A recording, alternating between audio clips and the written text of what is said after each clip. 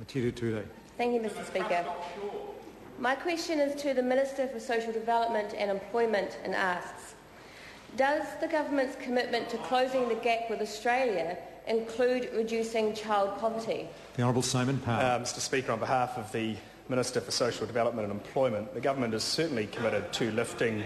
Actually, that's a good point. I am the acting minister. She is out of the country. Thanks, Mr Hewson. It's your most useful contribution this year. The government is certainly committed to lifting after-tax wages and employment, which will have a positive impact on rates of poverty. Supplementary. Metiria Turei. Order. Order. I want to hear the question. Metiria Turei. Is the Minister aware that Australia does more to reduce child poverty than New Zealand does, including a universal family tax credit, better paid parental leave and a higher minimum wage? Mr Speaker. Honourable Simon Power. Oh, well, Mr Speaker, I'm not sure that the first part of the member's statement is correct, and the advice I've got is that Australia does not publish income poverty levels, reflecting, as I understand it, a long-standing debate in Australia as to how to measure poverty. Metiria Turei.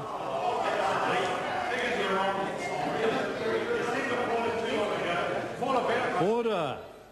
Metiria Turei. Thank you, Mr Speaker. Why does his government penalise children whose parents lose their jobs by cutting off their working for family support, when in Australia the equivalent family tax credits are available to those families in or out of work? The Honourable Simon Power. Mr Speaker, well, I wouldn't agree with the first part of that question. Metiria Turei. Supplementary, sir.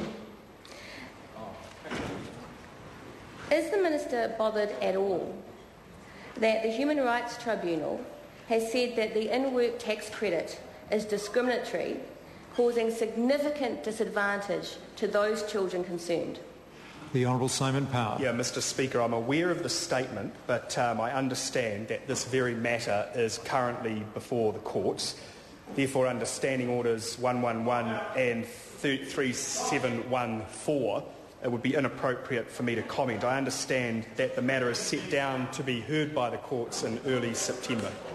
Point of order, sir. Is it point of order or supplement? Point of order, Metiria Turei. My question asked whether the Minister was bothered. The Minister wasn't asked to comment on the case, but simply on the fact. Is the Minister bothered about this or not? Order. Order. Order. Order. Both members will please desist. I said desist. Desist. Where the member asked whether the Minister is bothered about an issue like that, and the Minister has responded that the matter is before the court and he doesn't feel that it's appropriate for him therefore to comment on it at all, then that is the end of the matter as far as this House is concerned. The Minister must be the sole judge of the public interest in that regard.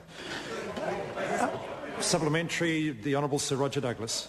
Mr Speaker, could the Minister explain to the House why child poverty is higher in New Zealand, no matter what measure you use, than it is in Singapore, despite the fact that the New Zealand government spends over 40% of GDP compared to Singapore's 17%? The Honourable Simon Power. Well, Mr Speaker, broadly I can, and that is that the government believes that the best way out of poverty is paid employment.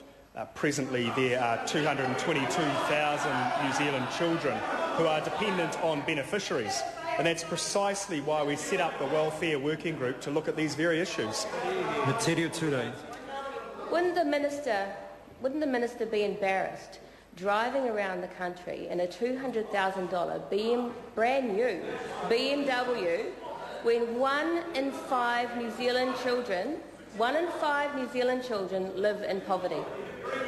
The Honourable Simon Power. Well, Mr Speaker, there are many uncomfortable situations that members of Parliament find themselves in every day, and I have to say that whether or not I'm able to carry out my duties as a minister in a vehicle purchased by the last government or not is really not material to how I do my job. Question. Supplementary question, Speaker. the Honourable Annette King. Is she prepared to set targets and a timetable for the elimination of child poverty in New Zealand? If not, why not? The Honourable Simon Power. Oh, look, I'm sure the Minister's doing everything she can to ensure that any deadline or any target is met to ensure that we lift as many children out of poverty as possible. Question number 3, John Hayes. Thank you, Mr Speaker. What